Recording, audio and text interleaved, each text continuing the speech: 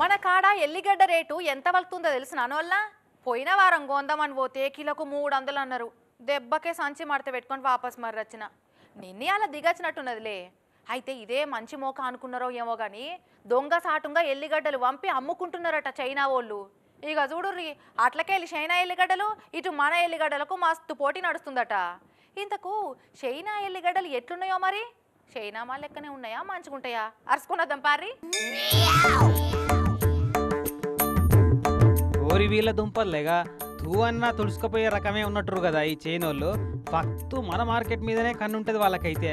అగ్వసగ్వ mall వంపుడు, మన మార్కెట్ను down చేసుడు, మనోళ్ళ దందాలు ఖరాబ్ చేసుడు, మొదటి సంధి అదే కథ.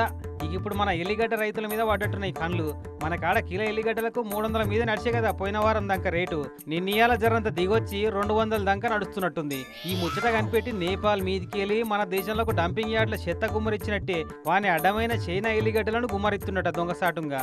గుజరాత్, మహారాష్ట్ర, తమిళనాడు రాష్ట్రాల మార్కెట్లన్నీ చైనా మాల్ ఎల్లిగడ్డలతో నింపేస్తుండట.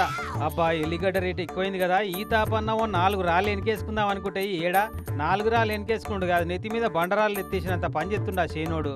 దెబ్బకే మార్కెట్ల రేట్లు డౌన్ అయ్యి మన మాల్ కొనకుండా చైనా మాల్ దిక్కే మొగ్గు చూపెడుతున్నారట పబ్లిక్ అంతా. గిరాకులు లేక నెత్తికి చేతులు పెట్టుకుంటున్నారట మన ఎల్లిగడ్డ రైతులు, బేరగాళ్ళంతా. వెంటనే చైనా ఎల్లిగడ్డలను బ్యాన్ చేయాలని డిమాండ్లు చేస్తున్నారు గుజరాత్ రైతులైతే. ఇటు తమిళనాడులో ఆల్రెడీ చైనా ఎల్లిగడ్డల మీద బ్యాన్ పెట్టి పడేసిర్రు. మరి అగ్గవకే దొరుకుతుంది కదా, జనాలకు పైసలు మిగులుతాయి కదా అనుకుందామంటే చైనా మాల్ అంటే ఎట్లుంటుందో ఎరికే కదా. ఎల్లిగడ్డలు కూడా అంతేనట.